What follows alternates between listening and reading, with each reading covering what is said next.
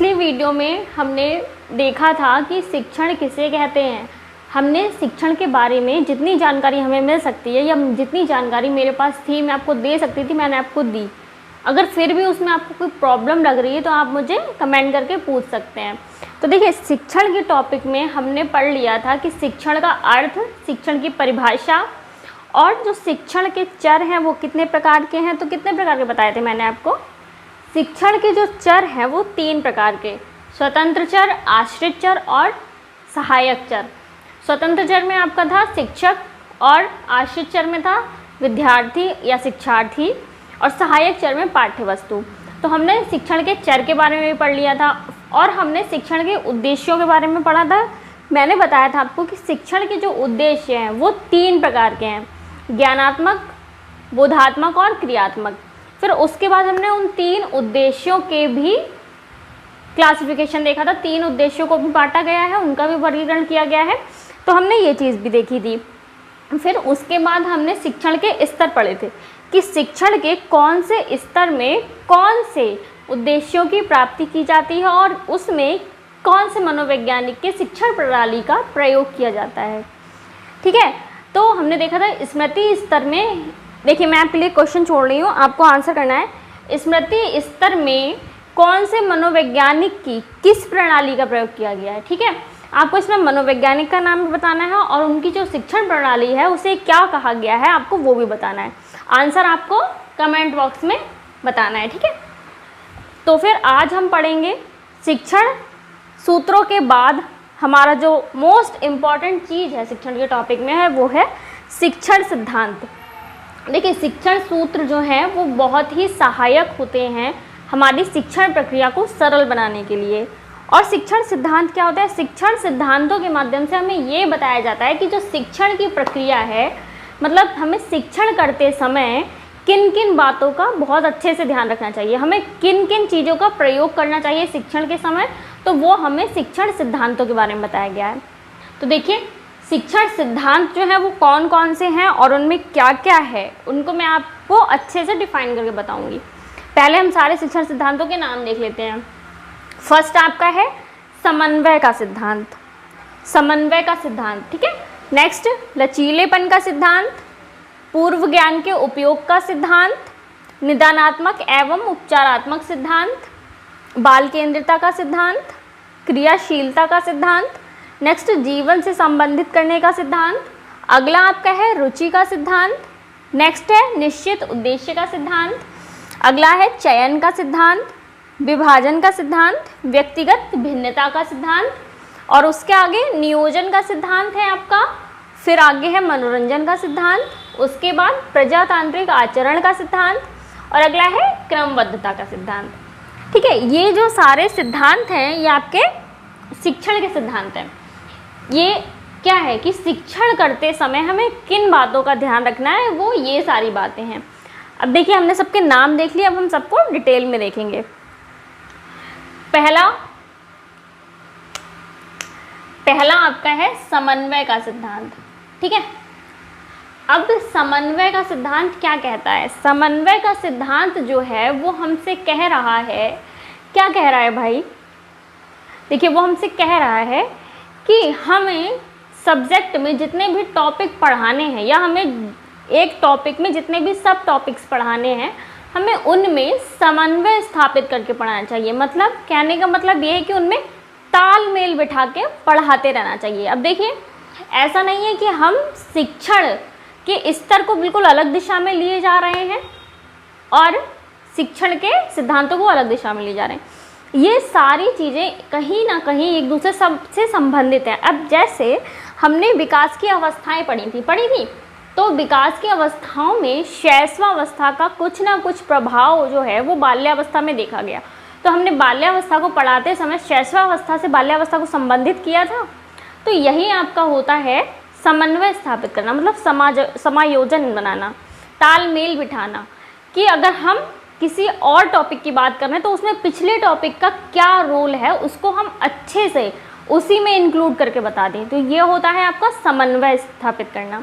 तो पहला पॉइंट क्या है कि हमें समन्वय स्थापित करना चाहिए। समन्वय का सिद्धांत कहता है कि हम जो भी पढ़ा रहे हैं उसमें तालमेल बिठा के पढ़ाना चाहिए। अगला आपका है लचीलेपन का सिद्धांत। देखिए लचीलेपन का सिद्धांत, इसमें इनके कहने का मतलब ये है कि हमारी जो शिक्षण प्रक्रिया है वो लचीली होनी चाहिए, कठोर नहीं होनी चाहिए। लचीली कैसे होनी चाहिए? लचीली ऐसे होनी चाहिए कि हम जो भी समझाएं वो हर प्रकार के बालक को समझ में आ जाए। हर प्रकार का बालक कैसे? देखिए समावेशी शिक्षा, हम समावेशी शिक्षा पढ़ते हैं तो समावेशी शिक्षा में ये बताया जाता है कि कक्षा में हर प्रकार का बच्चा मौजूद होगा, मतलब सामान्य बालक भी और विशिष्ट बालक भी। विशिष्ट बालक में आपके प्रतिभाशाली बच्चे भी आते हैं, मंदबुद्धि बालक भी आते हैं, ठीक है, और सामान्य बालक तो सामान्य हैं ही। तो कहने का मतलब ये है कि हमें ऐसी शिक्षण प्रणाली का प्रयोग करना चाहिए, इस ढंग से समझाना चाहिए जो उच्च स्तर के बच्चे को भी समझ में आ जाए और जो जिसकी बुद्धि लब्धि थोड़ी कम है उनको भी समझ में आ जाए। हमें ऐसी विधि का प्रयोग करना चाहिए, जिससे हर प्रकार के बालक को अच्छे से समझ में आए। हमें अच्छे से समझाना है, हमारा फ़र्ज़ है, मैं टीचर हूँ, मेरा फ़र्ज़ है आपको अच्छे से समझाना। आपकी प्रतिभा कैसी है, आप कितने प्रतिभावान हैं, या फिर आप उस चीज़ को कितना गेन कर सकते हैं, वो आपके ऊपर डिपेंड करता है। तो हमें ऐसे आपको चीज़ देनी चाहिए कि हर प्रकार का बच्चा जो है वो उस चीज़ को ऑब्जर्व कर ले। तो इसीलिए कहा गया है कि जो लचीलेपन का सिद्धांत हमें प्रयोग करना चाहिए, मतलब हमारी जो शिक्षण प्रक्रिया है, हमारी जो शिक्षण विधि है वो लचीली होनी चाहिए। अगला है पूर्व ज्ञान के उपयोग का सिद्धांत। देखिए पूर्व ज्ञान के उपयोग का सिद्धांत मतलब कहने का तात्पर्य यह है कि हमें पूर्व ज्ञान का उपयोग करना चाहिए। देखिए पूर्व मतलब पहले और ज्ञान मतलब जानकारी। तो पहले के ज्ञान का उपयोग कैसे करना चाहिए? अब जैसे आपको शिक्षण के बारे में कुछ पहले से पता है, आप कहीं और शिक्षण पढ़ के आए हैं, मैंने यहाँ पर शिक्षण की क्लास प्रारंभ करी, तो मैं आपको कुछ और बता रही हूँ, आपको कुछ और पता है, तो क्या होगा? आपको ये लगेगा कि या तो मैं आपको गलत बता रही हूँ या फिर आपने जो पहले से सीखा है वो आपने गलत सीखा है। लेकिन अगर मैं पता कर लूँगी पहले कि आपके पास आपको पूर्व ज्ञान क्या है उस चीज़ के बारे में, आपको पहले से क्या जानते हैं आप उस चीज़ के बारे में, तो मैं उसी ढंग से पढ़ाऊँगी, उसी तरीके का प्रयोग करके आपको पढ़ाऊँगी, ताकि आप जो ज्ञान है वो उसी में अपना ज्ञान बढ़ाते जाएँ। आप पूर्व ज्ञान में ही प्रेजेंट टाइम का जो ज्ञान है वो बढ़ाते जाएँ। पूर्व ज्ञान जो है वो आप में बाधक ना हो आपके ज्ञान में। तो इसके लिए हमें पूर्व ज्ञान का उपयोग कर लेना चाहिए। हमें पहले से जानकारी ले लेनी चाहिए कि जो टॉपिक हम पढ़ाने जा रहे हैं, जो विषय वस्तु हम पढ़ाने जा रहे हैं, उसके बारे में बालक पहले से क्या क्या जानता है। उन चीज़ों का उपयोग करके ही हमें आगे की जानकारी देनी चाहिए। अगला है निदानात्मक एवं उपचारात्मक सिद्धांत। अब देखिए पहले तो हम ये देख लेते हैं कि निदानात्मक सिद्धांत क्या होता है, निदानात्मक होता क्या है। तो देखिए निदानात्मक यह होता है कि जैसे बालक को पढ़ते समय कौन कौन सी कठिनाई आ रही हैं, कौन कौन सी समस्याएं आ रही हैं, उन समस्याओं का पता लगाना होता है निदानात्मक। ठीक है, उन समस्याओं को पता लगाना होता है निदानात्मक। और उसके बाद उपचारात्मक क्या होता है? उपचारात्मक होता है उन्हीं समस्याओं का समाधान करना। देखिए कहने का मतलब ये है कि जब बालक को पढ़ते समय या कुछ सीखते समय जो भी कठिनाई आ रही है, जो भी समस्या आ रही है, उनका एक शिक्षक जब पता लगा रहा है, वो जब पता लगा रहा है कि उसको क्या समस्या आ रही है, तो वो होता है निदानात्मक। और जब वो उसने समस्याओं का पता लगा लिया है, फिर उसके बाद वो उन समस्याओं का निवारण कर रहा है, समस्याओं का समाधान कर रहा है, तो वो होता है उपचारात्मक। तो कहा गया है कि हमें निदानात्मक एवं उपचारात्मक सिद्धांत का प्रयोग करना चाहिए। ठीक, नेक्स्ट है आपका बाल केंद्रितता का सिद्धांत। देखिए वर्तमान समय में जो शिक्षा है वो कैसी शिक्षा है? बाल केंद्रित शिक्षा है। या क्वेश्चन आपको सीटेट में देखने को मिल जाता है। तो बाल केंद्रितता का सिद्धांत हमें लागू करना चाहिए। कैसे? कि हम जो भी पढ़ा रहे हैं या जो भी सिखा रहे हैं बच्चे को, या कक्षा में हम अपने शिक्षण कार्य कर रहे हैं, तो हमें सबसे पहले बालक को केंद्र मानकर अपना शिक्षण कार्य करना चाहिए। हमें और सारी चीज़ों को हटाकर, हमें ना शिक्षा को केंद्र मानना है, ना पाठ्य वस्तु को केंद्र मानना है, ना कक्षा को केंद्र मानना है, हमें बालक को केंद्र मानना है। हमें इस प्रकार से शिक्षण कार्य करना है कि बालक को कोई भी कठिनाई ना हो, बालक को अच्छे से समझ में आए। तो इसीलिए बाल केंद्रितता का सिद्धांत लागू करना चाहिए कि बालक जो है बालक को केंद्र मानकर हमें अपनी शिक्षण प्रक्रिया करनी चाहिए। नेक्स्ट, क्रियाशीलता का सिद्धांत। देखिए, क्रियाशीलता का सिद्धांत मतलब क्रियाशील रखना चाहिए। क्रियाशील कैसे रखना चाहिए? ऐसा नहीं कि आप क्लास को इतना बोरिंग कर दें कि जो बच्चा है वो सो जाए, सुस्त पड़ जाए या थकावट हो जाए उसे। हमें बालक को क्रियाशील रखना चाहिए। क्रियाशील हम कैसे रखेंगे? एक्टिव रखना चाहिए। क्रियाशील कैसे रखेंगे हम? कि बीच बीच में हम जैसे कुछ भी पढ़ा रहे हैं, कोई लेक्चर दे रहे हैं, तो बीच बीच में हमें उससे प्रश्न पूछने चाहिए उसके बारे में, ताकि हमें ये पता चले कि वो मेरी बात को कितना ऑब्जर्व कर रहा है, उसके अंदर मेरी बात कितनी घुस रही है या ऊपर से जा रही है। तो इसके लिए हमें उससे क्वेश्चन करने चाहिए। इससे वो बालक जो है वो क्रियाशील रहेगा। और क्या करना चाहिए? बीच बीच में हमें उसका मनोरंजन करते रहना चाहिए, कि ताकि जो क्लास है, जो कक्षा का वातावरण है, वो बहुत ज़्यादा बोरिंग ना हो जाए, ठीक है, बहुत ज़्यादा थकान भरा ना हो जाए, जिससे कि उसकी जो पढ़ने की रुचि है वो ही समाप्त हो जाए। तो इसीलिए कहा गया है कि बालक को जो है वो क्रियाशील रखना चाहिए। नेक्स्ट है जीवन से संबंधित करने का सिद्धांत। देखिए, जीवन से संबंधित करने का मतलब ये है कि हम उसे जो भी पढ़ा रहे हैं, जो भी सिखा रहे हैं, उस चीज़ में हम उसे जो भी उदाहरण दे रहे हैं, तो उन उदाहरणों को उसके जीवन से संबंधित करके बताना चाहिए। ऐसा क्यों करना चाहिए? ऐसा इसलिए करना चाहिए, देखिए, चाहे हम हो या बालक हो या आप हो, हम लोगों को वो चीज़ ज़्यादा अच्छे से समझ में आती है जो हमारे साथ घट चुकी होती है, ठीक है। हमारे जीवन में जो चीज़ें चल रही होती हैं वो हमें ज़्यादा अच्छे से समझ में आती हैं। तो इसीलिए हमें अगर बालक को कुछ भी समझाना है तो हमें उसके जीवन से संबंधित करके वो चीज़ समझानी होगी। जो भी हमें उदाहरण देने हैं तो जीवन से संबंधित करते हुए ही देने हैं। तो इसीलिए इससे क्या होगा? इससे जो बालक है उसको अच्छे से समझ आएगा, हमारी शिक्षण प्रक्रिया जो है वो बहुत ही प्रभावशाली हो जाएगी। अगला आपका है रुचि का सिद्धांत। देखिए, रुचि का सिद्धांत जो है इसमें ये कहा गया है कि बालक को रुचिपूर्ण ढंग से पढ़ाना चाहिए। ऐसे पढ़ाना चाहिए कि उसकी रुचि जो है वो समाप्त ना हो। उसे ऐसे छोटे छोटे किस्से बताते रहना चाहिए, छोटे छोटे उदाहरण देते रहना चाहिए जो रुचिपूर्ण हो, जिनमें उसको इंटरेस्ट आए। टॉपिक हमें इंटरेस्टिंग बनाना है तो इंटरेस्टिंग बनाते हुए हमें पढ़ाना चाहिए। रुचि का सिद्धांत कहता है कि बालक को हमें अच्छे से पढ़ाना चाहिए जिससे उसके अंदर रुचि उत्पन्न हो। अगला है निश्चित उद्देश्य का सिद्धांत। देखिए, निश्चित उद्देश्य का सिद्धांत का मतलब ये है, देखिए हम ये पहले देख चुके हैं, जो शिक्षण है वो शिक्षण एक उद्देश्यपूर्ण प्रक्रिया है। उद्देश्यपूर्ण प्रक्रिया है, मैं पढ़ा रही हूँ आपको, मैं कुछ सिखा रही हूँ, मेरा उद्देश्य है आपको सिखाना, और आपका उद्देश्य क्या है? आपका उद्देश्य है मुझसे सीखना। तो यही कहा गया है कि निश्चित उद्देश्य मतलब हमें एक उद्देश्य रखना चाहिए, एक गोल रखना चाहिए। हम जो भी सिखा रहे हैं उस चीज़ का एक उद्देश्य होना चाहिए। तो ये तो पहले से हमको पता है कि शिक्षण एक उद्देश्यपूर्ण प्रक्रिया है, तो हम उद्देश्यहीन तो है नहीं, तो उस निश्चित उद्देश्य का सिद्धांत जो है वो लागू करना चाहिए। अगला है आपका चयन का सिद्धांत। देखिए, चयन का सिद्धांत मतलब कहने का मतलब ये है कि हम जो भी पाठ्य वस्तु या जो भी विषय वस्तु का चयन कर रहे हैं वो हमें बहुत अच्छे से समझ करना चाहिए, ताकि जो टॉपिक हमने डिसाइड किए हैं हम वो अच्छे से पढ़ा पाएँ। पहले तो ये बहुत ज़रूरी है कि हम उन चीज़ों को खुद अच्छे से पढ़ लें ताकि हम बच्चे को अच्छे से समझा पाएँ। उसके बाद उन जिन जिन चीज़ों को हमने सिलेक्ट किया है पढ़ाने के लिए वो इंटरेस्टिंग होनी चाहिए, या फिर अगर इंटरेस्टिंग नहीं भी हैं तो हम उन्हें कितने अच्छे ढंग से उन्हें रुचिपूर्ण बना सकते हैं। तो इसीलिए कहा गया है कि जो चयन का सिद्धांत में लागू करना चाहिए, हमें अच्छे टॉपिक्स को सिलेक्ट करके रखना चाहिए। नेक्स्ट क्या है? नेक्स्ट है विभाजन का सिद्धांत। देखिए, विभाजन का सिद्धांत का प्रयोग बहुत ज़्यादा ज़रूरी है, इनको हम भी अप्लाई करते हैं। कैसे करते हैं?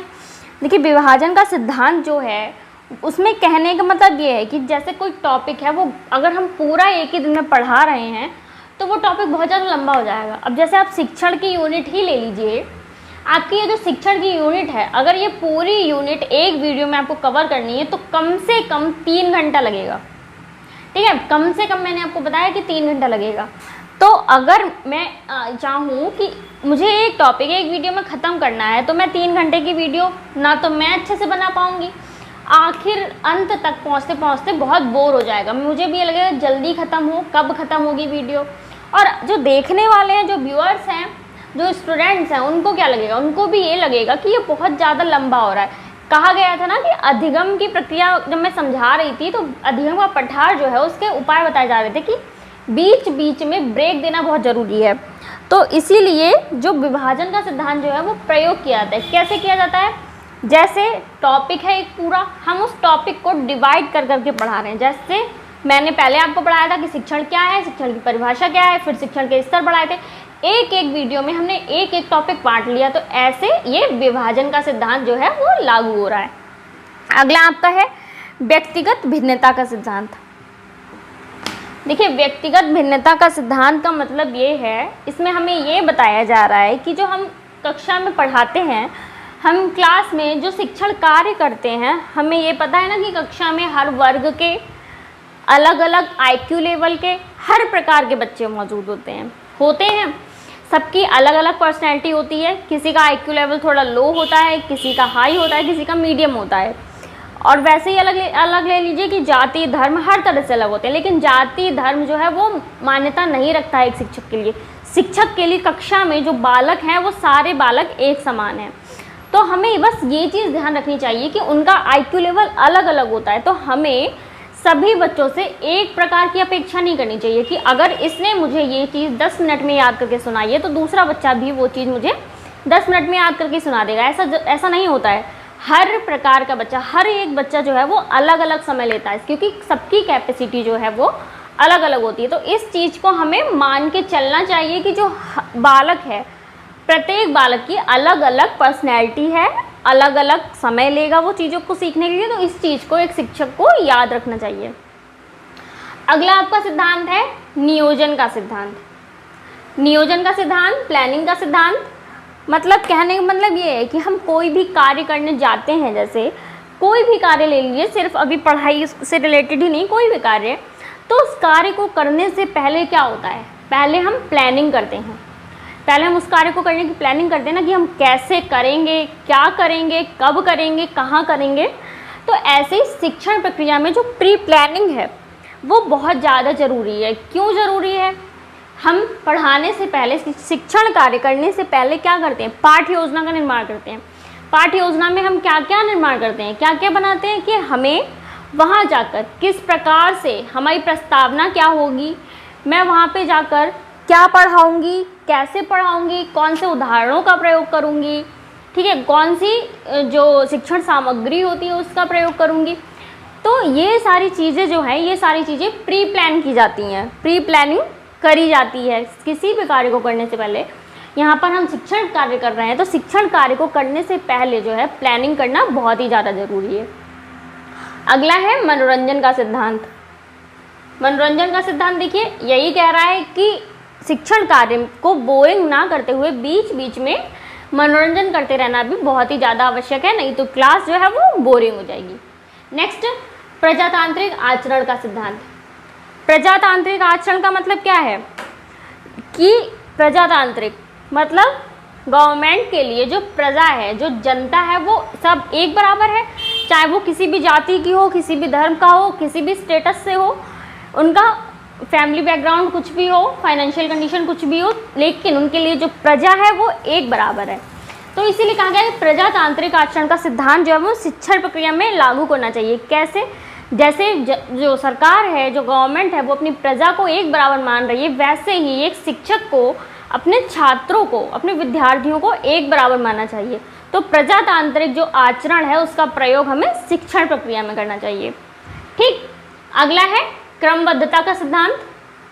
कहने का मतलब ये है कि हम जो चीज़ भी पढ़ा रहे हैं या शिक्षण प्रक्रिया में हम जो भी कार्य कर रहे हैं, जो भी टॉपिक पढ़ा रहे हैं, वो हमें एक ऑर्डर में पढ़ाना चाहिए, एक क्रम में पढ़ाना चाहिए। ऐसा नहीं है कि जैसे मैंने आपको शिक्षण सिद्धांत पहले पढ़ा दिए, शिक्षण का अर्थ बाद में पढ़ाया, परिभाषा बाद में पढ़ाई, ऐसा संभव नहीं है।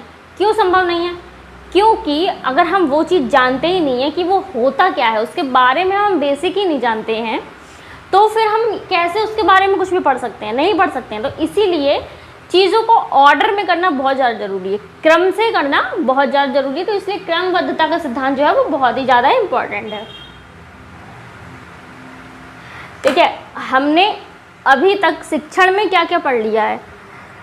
लगभग सभी चीज़ें कंप्लीट हो चुकी हैं। क्या बचा है हमारा? शिक्षण कौशल बचे हैं, शिक्षण विधियाँ बची हैं। ये सारी चीज़ें हम आगे धीरे धीरे कवर करते रहेंगे। हमारी 3rd यूनिट भी कंप्लीट हो जाएगी।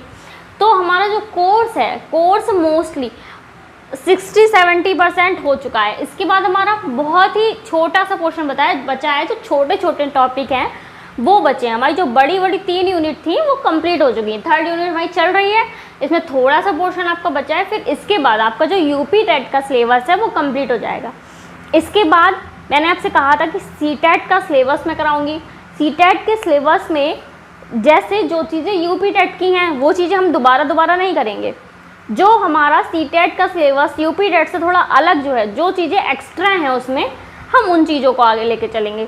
फिर इससे क्या होगा, आपको जो चीज़ उस इधर मिल जाएगी वो चीज़ आपको दोबारा नहीं देखनी पड़ेगी, आपकी प्रिपेयर रहेगी। उसके बाद सीटेट के लिए आपको जो अलग से पोर्शन तैयार करना पड़ेगा वो वीडियोस आपको धीरे धीरे मिलती जाएंगी। तो इसके लिए आपको क्या करना पड़ेगा, इसके लिए आपको चैनल को सब्सक्राइब करना पड़ेगा अगर अभी तक नहीं किया है। और अगर वीडियो पसंद आ रही है तो वीडियो को लाइक कीजिए। अगर कोई भी डाउट है आपके मन में कुछ भी लेकर, तो आप कमेंट बॉक्स में कमेंट करके बताइए। और हाँ, मैंने वीडियो स्टार्ट करते टाइम एक क्वेश्चन छोड़ा है आपके लिए, उस क्वेश्चन का आंसर भी आपको कमेंट बॉक्स में कमेंट करके बताना है। तो वीडियो अगर पसंद आई हो तो लाइक कीजिए, कमेंट कीजिए और चैनल को सब्सक्राइब कीजिए। मिलते हैं अगली वीडियो में, तब तक के लिए धन्यवाद।